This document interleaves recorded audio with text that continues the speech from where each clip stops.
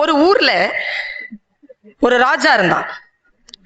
கல்வி கற்ற அந்தணர்களை, ஞானிகளை அவன் அழைத்து அவர்களுக்கு விருந்தளித்து அவர்களை பராமரிப்பது அவன் பழக்கம். ஒரு நாள் அப்படி அந்த ஞானிகளுக்கு அவன் விருந்தளித்துக் கொண்டிருந்த பொழுது மேலிருந்து ஒரு பருந்து போயிருக்கு. அந்த பருந்து கால்ல ஒரு பாம்பு பிடிச்சிருக்கு. அந்த பாம்பு செத்து இருக்கு. அந்த பாம்பு வாயிலிருந்து வழிந்த விஷம் ஒரு ஞானிக்கு இவன் கொண்டு போன அந்த உணவு கலசத்தில விழுந்துருச்சு.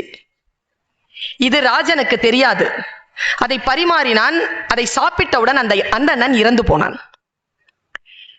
இந்த நிகழ்ச்சி நடக்குது. மேல யமதர்ம ராஜா கிட்ட சித்திரகுப்தன் வந்து கர்ம வினைகளை எழுதிட்டு இருக்கும் பொழுது இந்த ஞானியின் மரணத்திற்கு, இந்த கர்ம வினைக்கு யாரை பொறுப்பாக்குவதுன்னு சொல்லிட்டு அவன் தேடிட்டு இருந்திருக்கான்.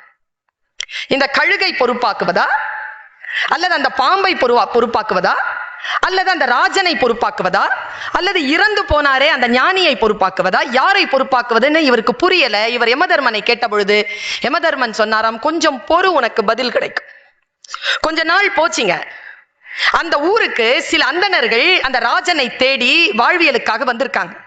வரும்பொழுது அரண்மனை எங்கே என்று ஒரு பெண்ணிடத்தில் கேட்டபொழுது அந்த பெண் ஒரு காய்கறி விற்கிற அந்த பெண் சொன்னாலாம், இங்கதான் இருக்குது அந்த ராஜனுடைய அரண்மனை, ஆனா கொஞ்சம் ஜாகிரதையா போங்க, அவன் அந்தணர்களை கொல்பவன் அப்படின்னு சொல்லியிருக்காங்க. உடனே சித்திரகுப்தனுக்கு தெரிஞ்சிருச்சு இந்த கர்மவினை யாரை சேர்ந்தது என்று. நாம் எல்லோரும் ராஜனை என்று நினைப்போம். ஆனால் அந்த குறிப்பு எனக்கு தந்தது, அப்படி பழியாய் பேசின அந்த பெண்ணின் மீதுதான் அந்த கர்ம வினை வந்து விழுந்தது. அறம் எது தெரியுமா? எங்கேனும் ஒரு தவறு நிகழ்ந்தால் அந்த தவறை பற்றி அவதூறாக பழியாக பேசுகின்றவர்கள் மீது தவறு செய்தவர்களுடைய கர்மவினையில் பாதி கர்மவினை வந்து சேர்கிறது. அந்த பழிக்கு அந்த யாரும் பொறுப்பே இல்லாத பொழுது அதை குறித்து பேசுகின்றவர்களுக்கு முழுமையான கர்மவினையும் வந்து சேர்கிறது என்று அந்த அறக்கருத்து எனக்கு சொன்னது. அந்த கருத்தை சொல்லிவிட்டு நான் தலைப்பிற்குள் நுழைகிறேன். பழியையும் பாவத்தையும் பேசிக்கொண்டு அடுத்தவர்களை பற்றி அவதூறு பேசிக்கொண்டு இருக்கக்கூடிய சூழ்நிலையில் அதிலிருந்து சற்றே விலகி வந்து நல்ல விஷயங்களை காதில் போட்டு கொள்ளக்கூடிய ஒரு வாய்ப்பு நிகழக்கூடிய இடத்தில்தான் அறம் நிகழ்கிறது என்று எனக்கு தோன்றுகிறது.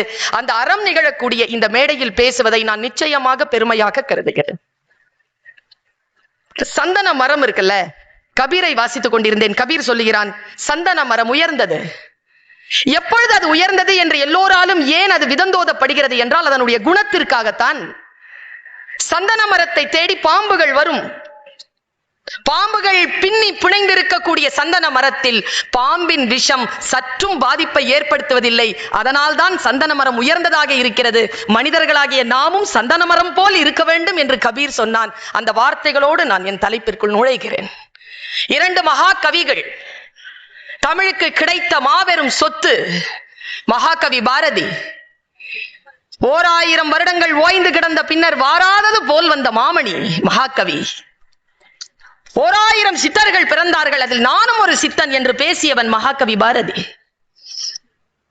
நாம் சென்னை வாசிகள் எல்லாம் கொடுத்து வைத்தவர்கள், முக்கியமாக ட்ரிப்ளிகேன்ல இருக்கிறவங்க. கொஞ்சம் தாண்டி போனா பாரதியின் வீடு. நான் யோசித்து பார்க்கிறேன், பாரதி மகாகவி, அவன் எப்படி இறந்து போனான் என்று கேட்டால் எல்லோரும் சொல்கிறார்கள் அவன் யானை அடித்து செத்து போனான் என்று. அவன் யானை அடித்து சாகவில்லை. யானை அடித்து சாவானா பாரதி? முதலில் யானை தான் அவனை அடிக்குமா? அப்படியெல்லாம் இல்லை, அப்படியெல்லாம் நிகழவே இல்லை. உயிர்களிடத்தில் அன்பு வேண்டும் என்று பேசியவன். பார்த்தசாரதி கோயில் யானையின் மீது பாசம் வைத்தவன். ஒரு நாள் பிரசாதத்தை தருகின்ற பொழுது யானைக்கு மதம் பிடித்திருக்கிறது என்று தெரியாததனால் தட்டத்தை அப்படி தட்டிவிட்டது, அந்த காற்றிலே விழுந்து போனான் பாரதி. ராயப்பேட்டையில தான் அவனை அட்மிட் பண்ணியிருந்தான். 6 மணி நேரம் மயக்கத்தில் இருந்தான். கண் விழித்து பார்த்தான். குவளைக்கண்ணன் பக்கத்தில் இருந்தான். என்ன நடந்தது என்று கேட்டானா? என்ன நடந்ததா? மத பிடிச்ச யானை கிட்ட போய், கஜராஜனே, கவிராஜன் வந்திருக்கிறேன், பிரசாதத்தை ஏத்துக்கொள்னு சொன்ன. அது தள்ளி விட்டுருச்சு. மதம் பிடிச்சிருந்தது, மிதிச்சு இருக்கோம், நல்ல வேளை நான் வந்து காப்பாத்தனேன் நானா. குவளைக்கண்ணனிடத்தில் பாரதி சொன்னான், தப்பு, நீ பேசுறத நான் நம்ப மாட்டேன்.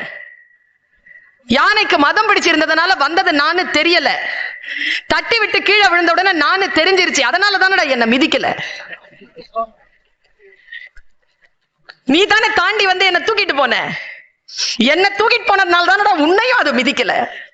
இப்ப போய் பாருன்னு சொன்னானா. 6 மாதம் கழித்து தான் செத்து போனான். வறுமை அவனை கொன்றது. சமூகத்தினுடைய உடனிருப்பு இல்லாமல் தவித்து செத்து போனவன் மகாகவி பாரதி. இன்றைக்கு நாம் அவனை கொண்டாடுகிறோம். ஒன்றுதான் எனக்கு ஞாபகத்திற்கு வருகிறது பாரதியை பற்றி பேசுகின்ற பொழுது, பிறப்பிற்கும் இறப்பிற்கும் இடைப்பட்ட இடைவெளி அல்ல வாழ்க்கை, மரணத்திற்கும் புகழுக்கும் இடைப்பட்ட இடைவெளிதான் வாழ்க்கை என்பதனை நமக்கு சொல்லிக் கொடுப்பவன் மகாகவி பாரதி. பாரதியின் வார்த்தைகளை வாசிக்கிறேன். இந்த நாட்டை பத்தி எத்தனையோ பேர் எவ்வளவோ கிண்டல் பேசிட்டு இருக்கிறாங்க. எனக்கு உண்மையா சொல்றேங்க, எல்லோரும் ஏதேனும் ஒரு சித்தாந்தத்திற்குள் அடைந்துதான் இயங்கிக் கொண்டிருக்கிறோம். யாரேனும் ஒரு சித்தாந்தத்திற்குள் இடைபடாமல் நடுநிலையோடு நான் இருக்கிறேன் என்றால் அவனை நம்பக்கூடாது. நடுநிலையோடு யாருமே இருக்க முடியாது என்கிறேன் நான். இப்போ ஒருத்தன் அடி வாங்குறான்னு வச்சுக்கோங்க, நீங்க அந்த இடத்துல நிக்கிறீங்க, ஒருத்தன் அடிக்கிறான். ஏன் அடிக்கிறேன்னு நீங்க கேட்டீங்கன்னா நீங்க அடி வாங்குறவன் பக்கம், சும்மா வேடிக்கை பாத்தீங்கன்னா அடிக்கிறவன் பக்கம். நடுநிலைன்னு ஒண்ணு கிடையாது. ஏதேனும் ஒரு நிலையில் இருந்துதான் நாம் யோசித்தாக வேண்டும். இன்றைக்கு எத்தனையோ விஷயங்களை பேசுகிறோம், அரசியலை பற்றி எத்தனையோ கேலி கூத்துகளை பேசிக் கொண்டிருக்கிறோம்.